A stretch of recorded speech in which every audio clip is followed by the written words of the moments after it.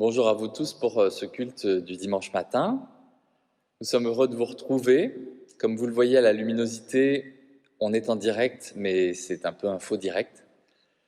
En tout cas, nous, dans le moment où nous nous préparons à démarrer ce culte, on se place vraiment dans la présence de Dieu. Et j'espère que vous percevrez ça aussi sur Internet, en regardant le culte sur Facebook ou sur YouTube. Soyez les bienvenus, que vous soyez des habitués de cette église, de cette communauté, que vous soyez des nouveaux, que vous soyez ravis de suivre des cultes sur Internet ou que vous soyez dans la nostalgie de pouvoir être sur les chaises avec les frères et sœurs. Qu'importe, tous nous sommes bienvenus. Nous sommes bienvenus pour un moment avec le Seigneur, un moment qui nous fait du bien et surtout un moment qui lui fait plaisir. Alors louons-le et soyons dans sa présence.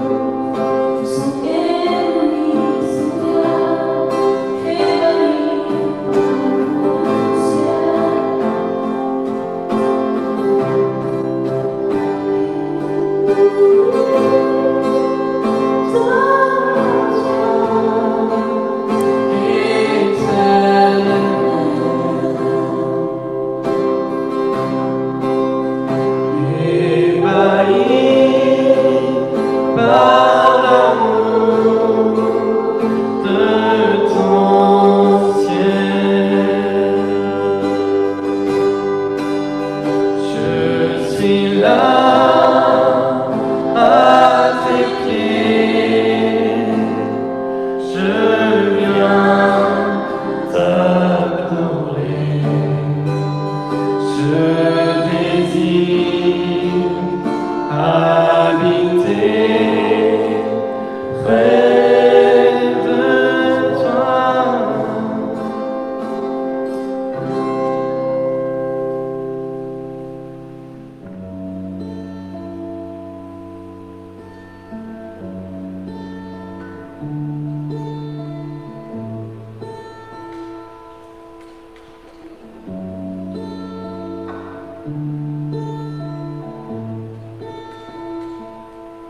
Bien avant le chant qui créa l'univers,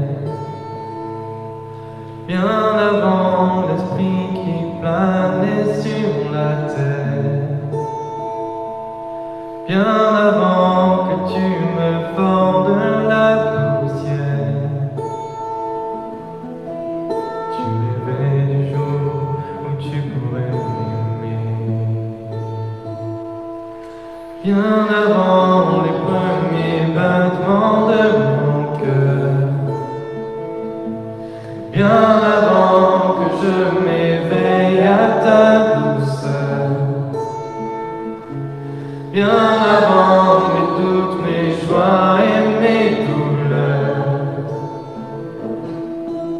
tu rêvais du jour où je pourrais t'aimer. Tu rêvais du jour où je pourrais t'aimer. Abba Père, je suis à toi.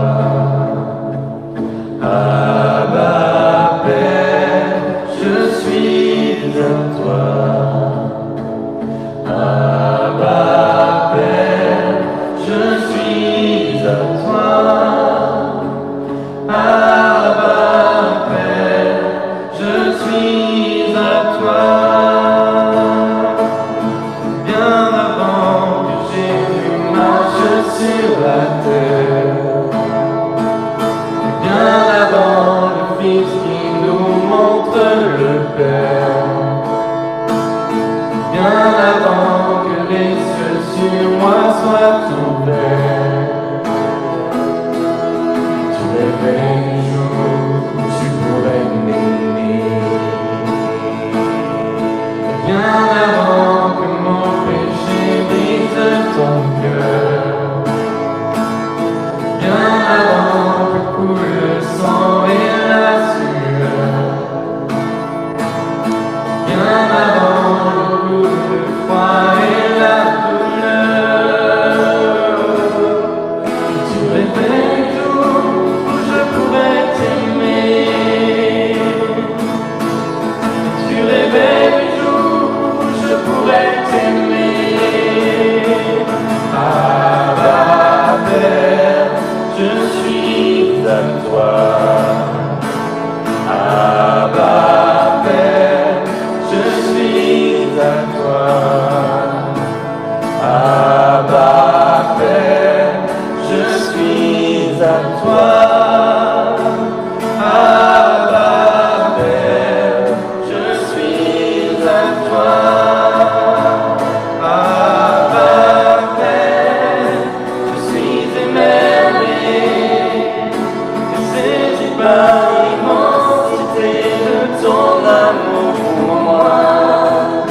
Abba Père, si grande est ta tendresse, ton cœur est grand ouvert, je viens plonger dans tes bras.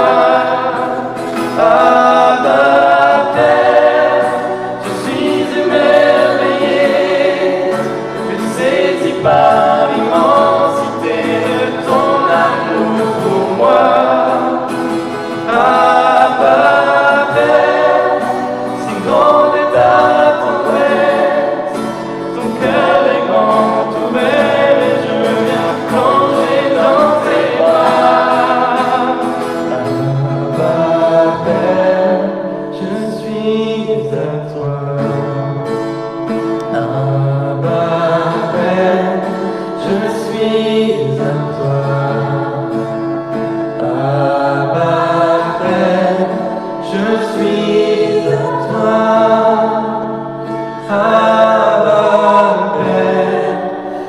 suis à toi.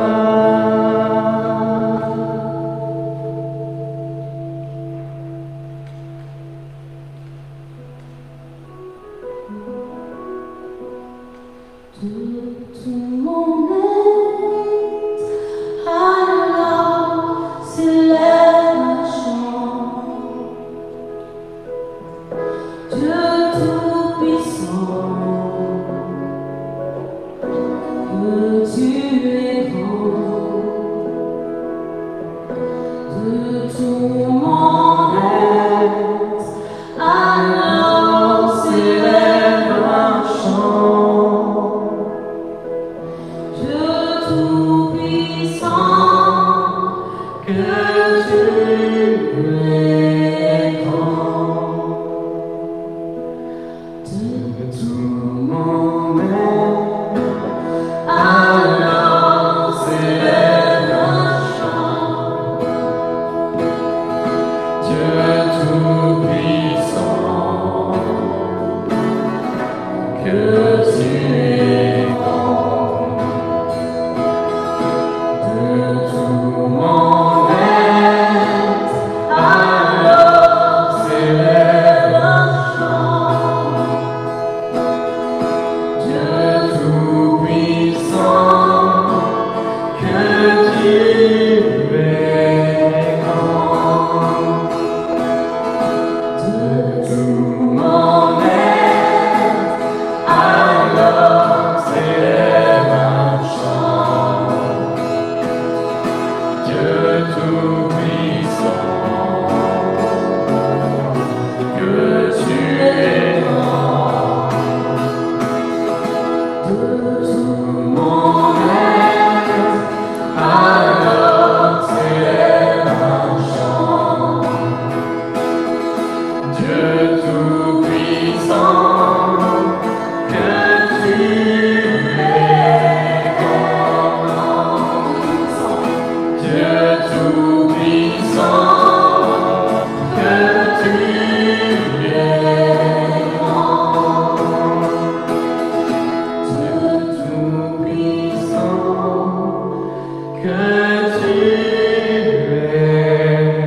grand.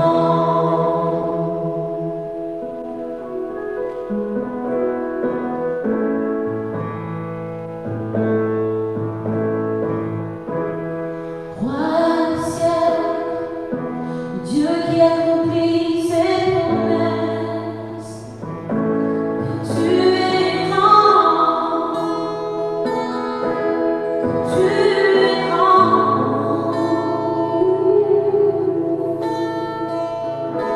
Tu déploies la bannière sur nous,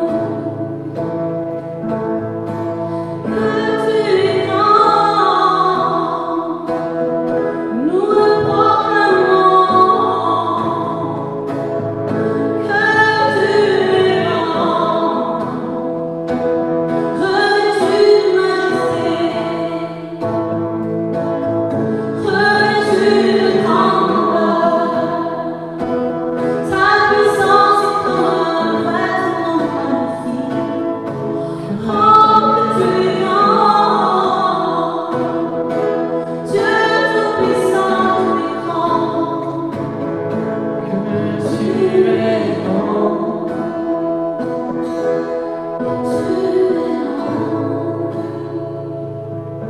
que tu es grand.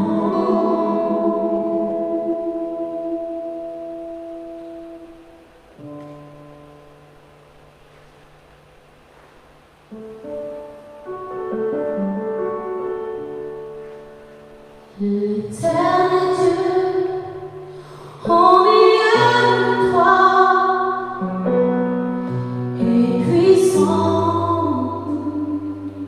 tout puissant.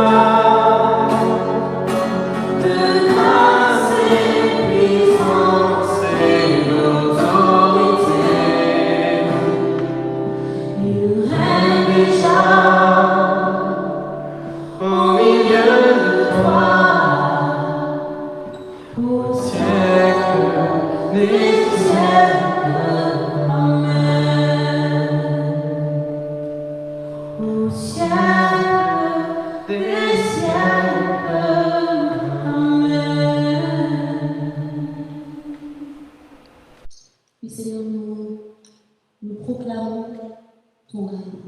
Tu règnes déjà. Seigneur, nous ne voulons pas regarder aux circonstances, au monde qui chancelle, aux incertitudes du quotidien, de la vie de tous les jours. Nous voulons regarder à ta gloire, à ton royaume, à tes promesses pour ceux qui te cherchent, ceux qui t'honorent, ceux qui t'aiment. Seigneur, nous voulons vraiment garder nos yeux fixés sur toi. Amen.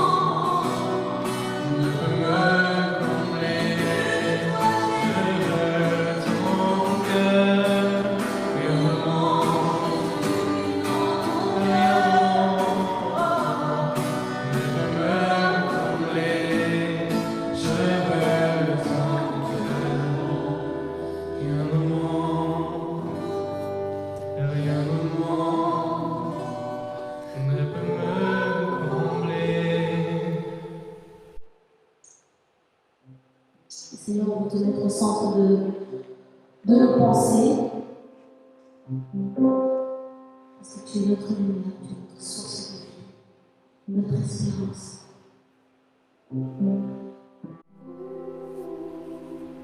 Jésus, sois le centre, sois ma lumière, sois ma source.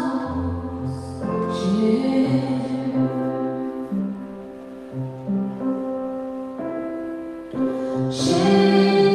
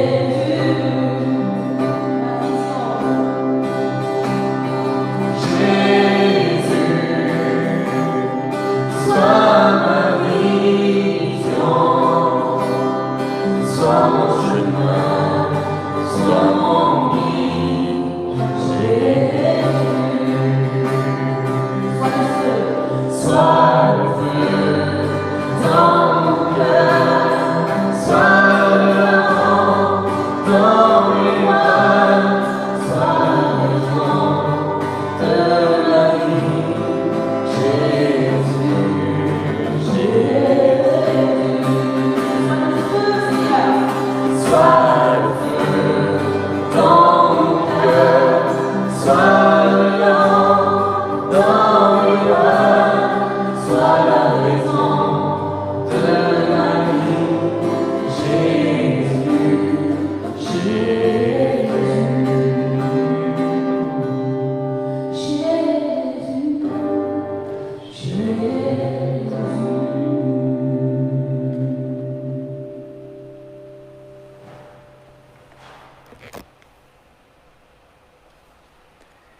Nous allons lire un passage dans les Écritures. C'est un passage du Nouveau Testament, dans l'Épître aux Hébreux. Et avant de lire ce passage, nous allons prier. Seigneur, merci parce que ta parole est la vérité. Merci parce qu'elle est une lampe à nos pieds, une lumière sur ton sentier, sur notre sentier. Alors nous te louons, nous te remercions parce que cette parole peut nous aider à marcher, nous aider à avancer, nous aider parfois à courir quand il faut courir. Et justement, ce texte nous parle de ça. Donc ce matin, nous voulons vraiment avoir cet élan impulsé par toi. Et nous te demandons que ces paroles nous mettent en marche. Amen. Voilà donc les 4 premiers versets de Hébreux 12.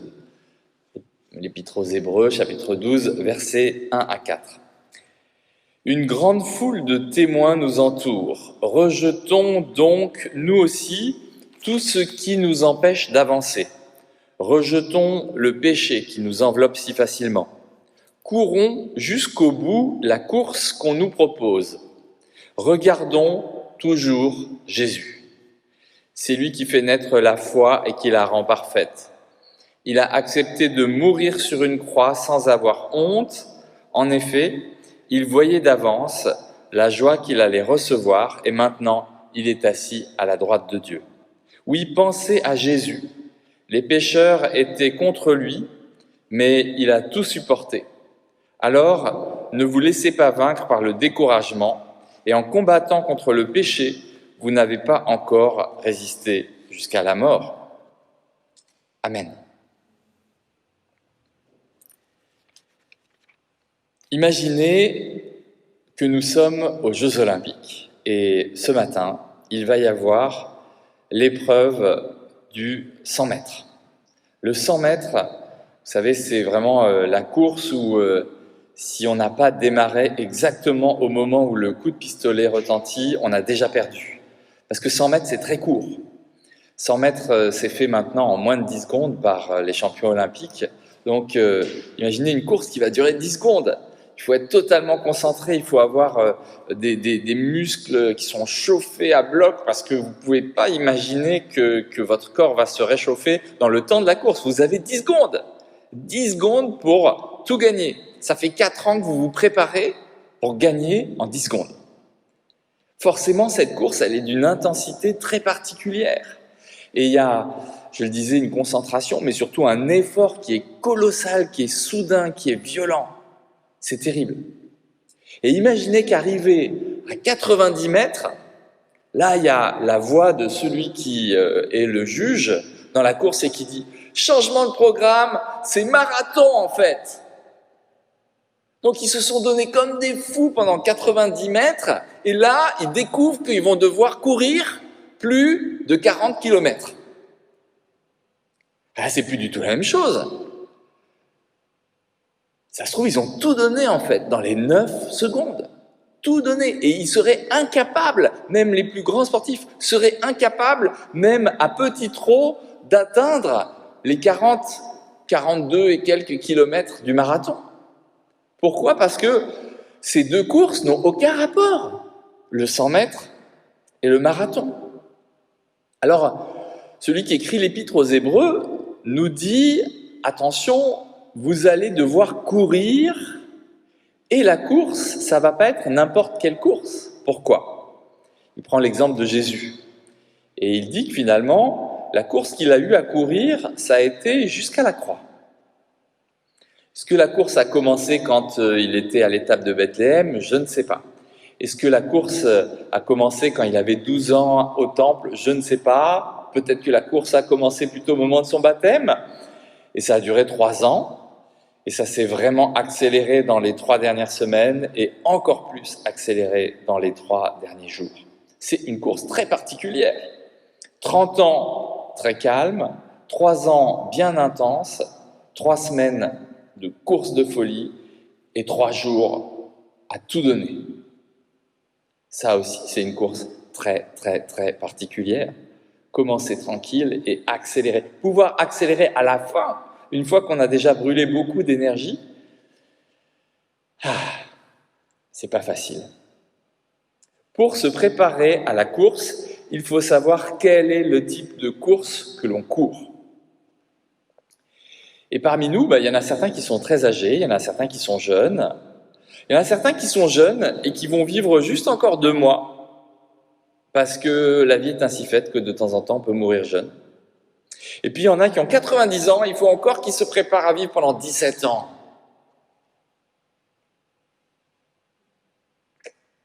C'est vraiment une drôle d'histoire de se préparer pour la course.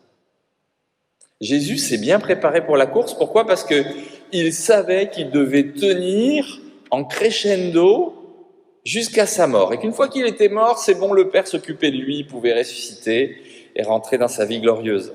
Mais nous, est-ce que nous allons avoir la capacité de tenir ? Je suis sûr que vous êtes sensibles à cette image parce que au début où on nous a dit « Tiens, il va y avoir un confinement » en mars, on s'est dit « Waouh, il va falloir tenir peut-être 3 semaines, peut-être 4 semaines, peut-être 6 semaines, peut-être 8 semaines. » Et puis on nous a déconfinés, puis on nous a dit « On reconfine ». On nous a dit « C'est pour 4 semaines ». Et puis là, on vient de nous dire « Non, c'est pour 6 ». Et puis on ne sait pas si on ne va pas nous dire « C'est pour 8 ». Et puis c'était la 2e vague, et est-ce qu'il n'y aura pas une 3e vague ? On ne sait pas. Bref, nous n'avons pas su nous préparer à la course que nous courons. Nous n'avons pas imaginé ce que ça allait être la solitude du confinement. Nous n'avons pas imaginé les contraintes que ça allait apporter, la violence que ça allait mettre en nous, la colère, la dépression. 20% des Français sont en dépression en ce moment. On n'a pas pensé à ça. Et quand le 2e confinement est arrivé, pour ceux qui ont très mal vécu le premier, c'était comme si on leur annonçait un retour en enfer. Alors ils ont essayé, pour certains, s'ils en avaient la possibilité, de se préparer différemment, essayer de ne pas être seuls, aller se confiner avec d'autres, changer les modes de communication, etc., etc. Mais ça ne se passe pas comme on veut. En fait, on nous a parlé d'une course un peu intense pendant quelques temps, un 100 mètres ou un 300 mètres. Et puis en fait, c'est un marathon. C'est un marathon, avec des phases où on accélère et des phases où on ralentit. Et puis en plus, on ne court pas tous la même course. Même à l'intérieur d'une famille, il y en a qui courent la course du confinement, il y a les enfants qui continuent à aller à l'école, et puis il y en a certains qui sont dans l'intensité totale parce qu'ils ont des collègues qui sont malades et qu'il faut bosser encore plus que d'habitude. Et la société est toute perdue, toute éparpillée à l'intérieur des familles, je le disais, mais alors si on prend toute la société, entre ceux qui sont en train de devenir immensément riches à chaque semaine qui passe, et ceux qui sont en train de devenir immensément pauvres à chaque semaine qui passe, il y a des écarts terribles qui se creusent, comme dans une course longue, justement, dans une course très longue. Alors nous, comment est-ce qu'on peut vivre cette course ? C'est, comme le dit le rédacteur de l'Épître aux Hébreux, en regardant toujours à Jésus. Jésus, c'est celui qui marche en avant. Vous savez, je vais déplacer un petit peu l'image en prenant la course de vélo. Dans la course de vélo, c'est une course par équipe, il y en a toujours un qui est celui qui va essayer d'être en avant, faire le lièvre, on dit, donc pour aller en avant et donner envie aux autres de le rattraper. Et donc il va produire un effort très intense, se mettre quelques centaines de mètres en avant pour que les autres aient plus de punch pour le rattraper. En même temps, comme c'est par équipe, il faut qu'ils soient tous ensemble. Et Jésus, c'est celui qui a marché en avant. On sait qu'il a dû tenir sur du long terme, parce que les 3 ans de son ministère, c'était pas rien, vraiment pas rien. On sait qu'il a dû accélérer à certains moments, mais on sait qu'il y est arrivé. Alors ça, c'est important parce que quand on regarde à Jésus, On sait que ça peut être très dur. Parce que pour Jésus, ça a été très dur. On sait que ça peut être très dur, mais on sait que à la fin, il y a vraiment la couronne. Il y a la couronne d'épines d'abord, et après ça, il y a la couronne de celui qui siège à la droite du Père. Et il en va de même pour nous. Il y a des temps pour la couronne d'épines et des temps pour la couronne de gloire.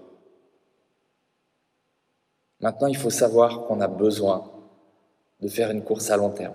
Alors si vous êtes dans un moment de vie où vous avez énormément de pression, vous trouvez que c'est déjà hyper dur, c'est trop compliqué, eh bien, essayez de prendre du temps. Disciplinez-vous à reposer votre âme. Vous savez, comme quelqu'un qui, dans un marathon, se met à ralentir exprès pour se reconstituer, pouvoir attraper une pochette de boisson ou un peu de sucre ou quelque chose. Ralentissez un peu. Pourquoi ? Parce qu'il va falloir tenir toute la course. Prenez des temps où, bien que continuant à marcher, parce que la vie c'est de continuer à marcher, bien que continuant à marcher, vous pourrez retrouver des forces. Prenez ce temps-là. N'ayez pas honte de ça. Vous avez besoin de repos. Vous avez besoin de reprendre des forces. Parce que c'est pas à la veille de Noël ou c'est pas même au printemps que tout ça va s'arrêter d'un coup et que on va revenir à la vie un petit peu insouciante des 30 Glorieuses ou en tout cas des 70 dernières années de paix que nous avons vécues dans ce beau pays de France. Ça va être plus compliqué que ça, et on le sait. Ça va être compliqué parce qu'il va falloir répartir la richesse différemment, parce qu'il va falloir trouver d'autres façons d'être ensemble, parce qu'on va sûrement porter les masques pendant longtemps, parce qu'on ne va pas voir le visage des autres, on ne va pas pouvoir se serrer la main, se faire la bise, qui sont les gestes qui étaient classiques pour justement entrer en relation. Il va falloir trouver d'autres façons d'être ensemble, d'autres façons de vivre, d'autres façons d'espérer, d'autres façons d'aimer. Et c'est dur. C'est dur de se dire que c'est vrai, rien ne sera plus jamais comme avant. Maintenant, si on regarde à Jésus, c'est différent parce qu'on sait que lui, il a réussi à rentrer dans sa destinée, à aller vers du de plus en plus dur, parce qu'au fur et à mesure que Jésus avance dans son ministère, c'est de plus en plus dur. Il faut aller plus vite, il faut courir plus fort, il y a plus de résistance, il y a les disciples qui traînent derrière, c'est de plus en plus dur. Et sa course, c'est pour aller en haut, il faut monter la montagne de Sion et après ça, monter le mont Golgotha. Et après ça, être élevé sur la croix. Pas une perspective réjouissante, mais il n'a pas échappé à cette destinée-là. Pourquoi ? Parce qu'il savait que s'il courait la course comme ça, avec foi, en étant fondé sur ses certitudes, qu'est-ce qui allait se passer ? Le monde serait sauvé. Tous ceux qui croient en lui ne périraient pas. Et ça valait l'effort. Ça valait la dureté du chemin. Nous n'avons pas à sauver le monde puisque Jésus l'a fait, mais il nous faut quand même tenir ferme, aussi pour pouvoir témoigner, tenir ferme pour pouvoir porter nos proches quand c'est difficile pour eux. Il nous faut garder les yeux sur Jésus pour ça. Pourquoi ? Parce que lui, il peut nous ravitailler tout au long de la course. Nous ravitailler dans ces denrées rares qui n'ont pas un effet immédiat sur notre corps, mais qui ont d'abord un effet sur notre esprit, puis ensuite sur notre âme, et puis ensuite sur notre corps. Et ces denrées rares, c'est l'espérance, la foi. Notre foi vient de Jésus, nous dit Hébreux dans le passage que nous avons lu. Avoir de l'espérance, avoir de la foi, continuer à aimer, coûte que coûte, même si les gens autour de nous sont un peu râleurs en ce moment, même s'ils sont susceptibles, même si c'est pas évident, même si tenir en recevant la capacité d'aimer ceux qui ne sont pas aimables, d'espérer à la place de ceux qui sont sans espérance et qui en plus essayent de nous casser le moral. Être en paix, malgré l'agitation, malgré les excités, malgré le terrorisme, malgré le Covid, malgré toutes ces choses-là. Regardez à Jésus. Il n'y a pas d'autre façon de tenir cette course-là, sinon en regardant à Jésus. Alors, le but de notre vie, c'est ça. L'apôtre Paul le dira dans ses épîtres aussi, hein, courons la course jusqu'à recevoir la couronne. Le but pour nous, c'est de se dire, peut-être que finalement, notre vie, ça va être plus compliqué que prévu. Certains ont déjà vécu ça. Les lycéens d'aujourd'hui savent très bien que leur vie professionnelle sera plus compliquée que ceux qui étaient au lycée dans les années 80. Et nous, est-ce que nous avons réalisé que ça n'est pas parce que les temps sont compliqués qu'on est nécessairement désespéré? Les déserts que nous traversons sont quand même des déserts où, par exemple, pour communiquer, notamment avec ceux qui sont loin, qui sont confinés à l'autre bout du monde, on a des moyens électroniques. Imaginez la même chose il y a 10 ans. Nous ne serions pas en train de partager ce culte grâce à Internet? Nous serions peut-être très seuls, avec notre Bible un peu perdue, à savoir comment gérer notre culte personnel. Nous avons quand même de la chance dans ce désert-là. Malgré les difficultés, nous sommes privilégiés, nous pouvons nous téléphoner les uns aux autres, nous pouvons prendre soin les uns des autres. Il y a des tas de technologies qui sont là pour nous aider. On peut commander des choses qui nous sont livrées. Waouh! Est-ce que vous avez pris le temps de rendre grâce pour ça, de remercier le Seigneur? Vous voyez, regardons à Jésus, regardons à celui qui a tout partagé. Partageons-nous aussi. Créons l'économie nouvelle dont ce monde a besoin, une économie de partage et pas une économie d'accumulation. Changeons nos façons de faire. Puisque nous sommes coincés avec un masque, apprenons à plus regarder les yeux des gens, à scruter leurs états d'âme sur des petites choses de leur front. Apprenons des choses nouvelles, profitons-en pour apprendre des choses nouvelles. Mais continuons à avancer, parce que la course est là, la marche est là, il faut continuer. Et si vous n'êtes plus apte à marcher, si vous n'êtes plus apte à courir, laissez-vous porter. Laissez-vous porter comme cet homme qui était porté par 4 croyants qui l'avaient amené jusqu'au toit d'une maison, tellement il y avait de monde autour de la maison, afin de le porter jusqu'à Jésus. Laissez-vous porter par les frères et sœurs pour aller à Jésus. Mais vous, gardez le regard sur Jésus. Le regard, même si vos yeux ne marchent plus, gardez le regard du cœur sur Jésus. Et à ce moment-là, vous allez y arriver. Quoi qu'il arrive, vous allez y arriver. Pourquoi? Parce que c'est Jésus qui le fait en vous, et ce n'est pas vous qui avez à le faire comme une requête qu'on nous ferait et qui serait inatteignable. Regardez à Jésus, et la course va se passer. Avec des montées, des descentes, mais elle va se passer correctement. Pourquoi? Parce que si nous arrivons à tenir dans la foi, quoi qu'il arrive, nous serons réunis dans l'éternité avec le Père, avec tous nos frères et sœurs croyants, avec tous ceux qui auront obéi à la volonté de Dieu. Nous serons vraiment réunis et nous pourrons chanter des louanges sans les contraintes du corps, du Covid, des masques, de l'autorisation de se déplacer, etc., etc., etc. Ça, c'est promis, et c'est pas promis par n'importe qui, c'est promis par le seul qui tient ses promesses dans ce monde, le Seigneur lui-même. Alors oui, dans les moments où c'est difficile, redites-vous ça. Maintenant, je regarde à Jésus. Et à ce moment-là, je peux avancer. Mais c'est un combat, ça. C'est un combat de tenir ferme sur « je regarde à Jésus ». Non, je regarde à Jésus. C'est difficile, j'ai eu une mauvaise nouvelle de plus. Je regarde à Jésus. Et là, je peux me remettre en marche.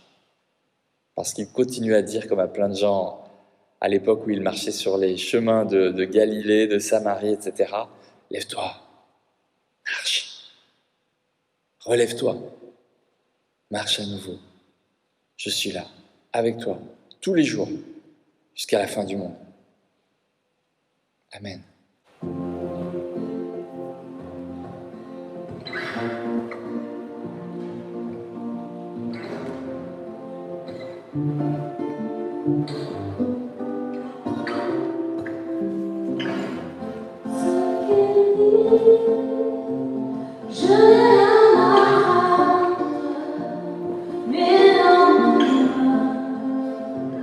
Sont assurés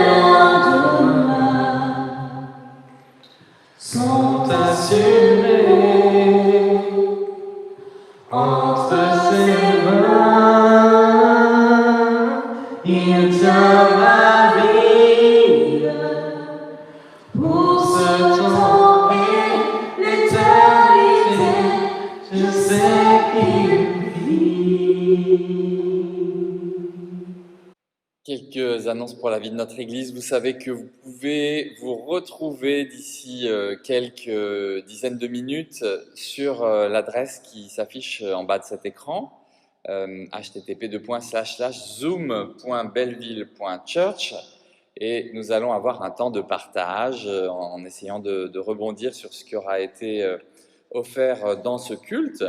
Donc c'est à 11h30, zoom.belleville.church. C'est à cette même adresse que vous pouvez vous retrouver pour une rencontre de prière le mardi soir à 20h, et puis aussi le jeudi à 12h30, toujours la même adresse. Si vous avez besoin d'informations, besoin d'aide, vous pouvez contacter Valérie à l'email qui suit, contact@belleville.church.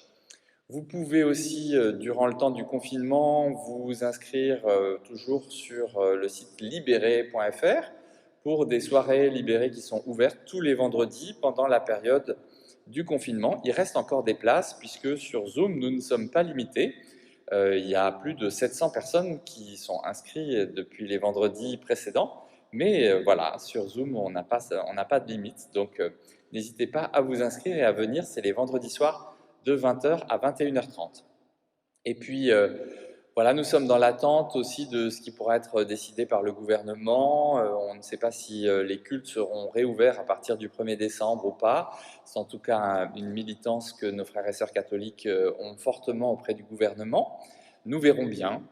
Nous avons choisi une option, quoi qu'il arrive, d'être prudent, d'être sage, de ne pas se retrouver en église à être un lieu de contamination. Ça serait vraiment un mauvais témoignage.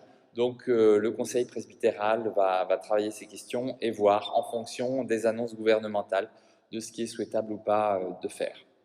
En tout cas, sachez que nous allons commencer une série de prédications qui va s'appeler « Confinés à l'étable ». Vous voyez cette image maintenant sur vos écrans. Confinés à l'étable avec une découverte donc pendant 5 rencontres de tous ceux qui ont été confinés dans l'étable, c'est-à-dire les animaux d'abord, puis ensuite dans l'ordre d'arrivée Marie et Joseph. On va garder quand même Jésus pour le 24 décembre, mais on va avoir aussi les mages et les bergers. Donc on va voir comment toutes ces personnes qui sont arrivées pour se confiner ensemble dans l'étable de Bethléem ont vécu ces instants de l'arrivée du Sauveur.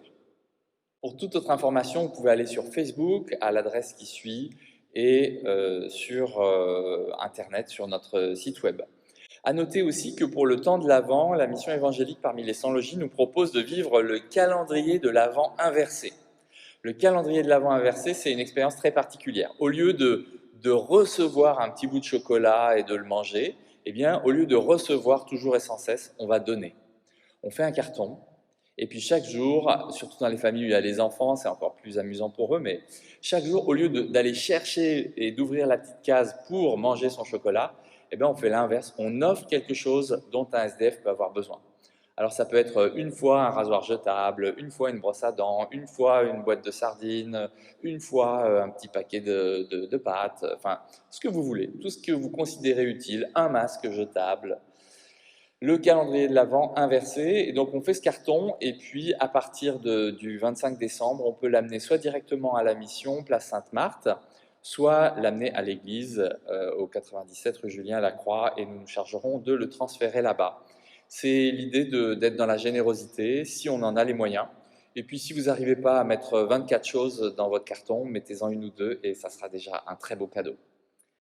Voilà pour toutes ces démarches que nous vous proposons. Enfin, une dernière annonce, durant tout le temps qui nous mène à Noël, sur la place Fréhel, au bout de la rue Julien-Lacroix, avec différents partenaires, notamment le café Culture Rapide et puis le restaurant vegan Les Bols d'Antoine. Nous organisons des soupes populaires pour tout le monde. Alors il y a des SDF et puis il y a des non-SDF qui viennent.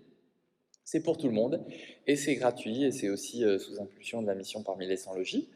Donc on a la joie d'avoir des bénévoles de notre église qui y travaillent et puis beaucoup d'entre vous qui avez été aussi très généreux. Merci pour cette générosité qui continue malgré le confinement. Nous allons recevoir la bénédiction maintenant de la part de Dieu. Avant ça, nous allons bien sûr intercéder pour les uns et les autres et dire la prière du Notre Père et ensuite recevoir cette bénédiction. Nous prions. Seigneur, nous voulons te remettre tous ces temps un peu compliqués à vivre avec cette confiance, comme on l'a partagé, que tu marches devant. Quoi qu'il arrive, tu marches devant. Tu es là, tu es présent. Et nous voulons te louer vraiment pour cette marche, parce que c'est pas du tout la même chose de marcher sur un chemin tout seul ou de marcher dans les pas de quelqu'un. Nous voulons caler nos pas sur tes pas. Et nous voulons porter aussi dans le sac à dos de notre âme tous ceux qui sont en difficulté en ce moment, qui sont sans force. Nous voulons les porter avec nous. Nous voulons les tenir. Nous voulons parfois nous mettre à plusieurs pour pouvoir les conduire plus loin. Ceux qui sont malades, ceux qui sont dans le deuil, ceux qui sont dans la dépression, le découragement. Nous voulons les conduire plus loin en les aidant à regarder à toi. Et s'ils sont tellement à terre qu'ils n'arrivent plus à regarder à toi, nous allons les porter sur notre dos, sur nos épaules, en leur disant « Vas-y, lève les yeux, ouvre tes yeux, regarde à Jésus. Regarde à Jésus. » Nous voulons te prier pour tous ceux qui sont dans des difficultés qui sont croissantes et qui vivent l'angoisse de se dire que ça va être une marche très complexe dans les semaines qui viennent. Permets-nous d'être solidaires, permets-nous de ne laisser personne au bord du chemin. Et permets-nous de ne pas être de ceux qui marchent de façon un peu arrogante, en étant très sûrs d'eux et en se trouvant très forts. Évite-nous ça, Seigneur. Tu vois tous ces sujets de préoccupation, tous ces visages qui sont dans nos esprits en ce moment, ces personnes auxquelles nous pensons parce que nous savons qu'elles ont infiniment besoin de toi. Alors nous te les portons en rassemblant nos forces et en rassemblant nos voix dans la prière que Jésus a enseignée à ses disciples. Notre Père qui es aux cieux, que ton nom soit sanctifié, que ton règne vienne, que ta volonté soit faite sur la terre comme au ciel. Donne-nous aujourd'hui notre pain de ce jour. Pardonne-nous nos offenses, comme nous pardonnons aussi à ceux qui nous ont offensés. Et ne nous laisse pas entrer en tentation, mais délivre-nous du mal, car c'est à toi qu'appartiennent le règne, la puissance et la gloire pour les siècles des siècles. Amen. Recevez la bénédiction de la part de Dieu, que la paix du Christ soit en vous.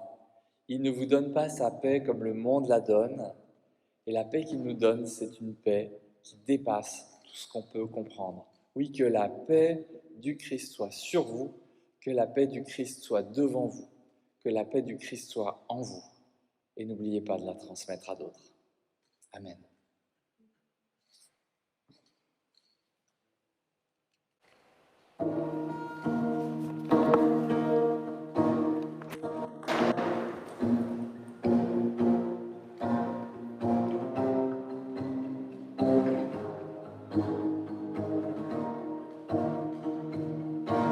Si la lune me glace, que le soleil menace, créateur des étoiles, mon secours est en toi. Si mes larmes ruissellent et que mon pas chancelle, créateur de la terre, mon secours est en toi.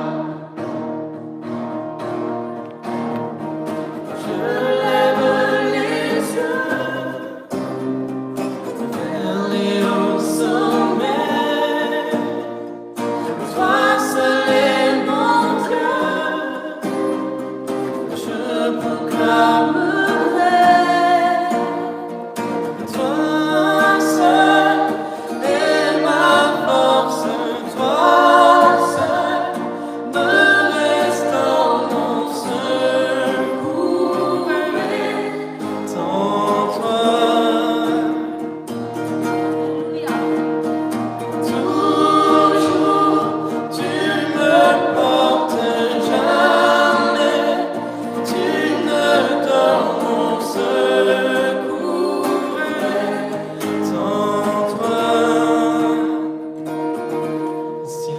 peur m'envahit et mon âme chavire. Créateur de la vie, mon secours est en toi. Si la peur m'envahit et mon âme chavire, Créateur de la vie,